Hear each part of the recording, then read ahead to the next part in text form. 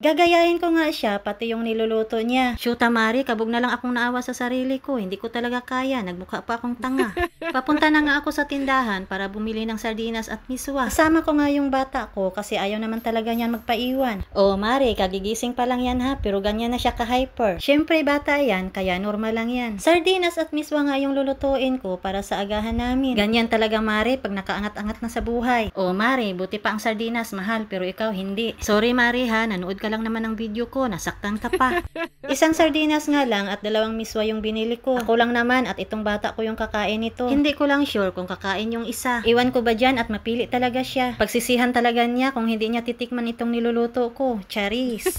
Napaisip pa nga ako kung itong alugbati na lang ang ilalagay ko. Mas masustansya kasi to at mas presko. Pero itong sardinas at miswa nga ang gagayahin ko. Mare, ito na lang talaga at baka magtampo pa siya. Ito nga pala yung mini garden ko at ang taba-taba talaga nila. Shoota Mare, yung talong parang ako. Matigas nga ang Tagalog ko kasi nga Bisaya naman talaga ako. Aminin mo na Mare, mas maigi talaga yung matigas kaysa malambot. O Mare, alam ko na yung iniisip mo. Ere na nga mga Mare at niluluto ko na nga siya.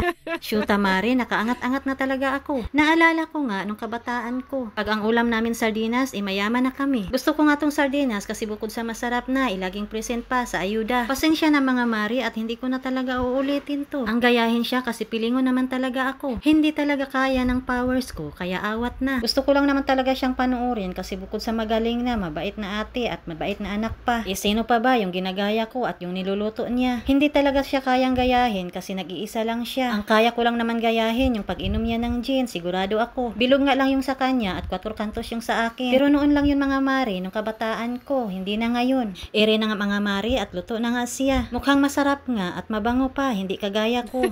Sigurado naman ako nakakain nito ang bata ko. Kung hindi siya kakain, hindi ko siya ibabalik sa sinupupunan ko. Ibabalik ko siya sa itlog ng papa niya. Kumain naman siya kasi masarap naman talaga. Yung isa lang naman ang hindi kumain kasi maarte talaga siya. Sa panahon ngayon, hindi pwede yung maarte. Buti nga tayo may kinakain. Yung iba dyan, wala talaga. At yun lang mga Mare at pare.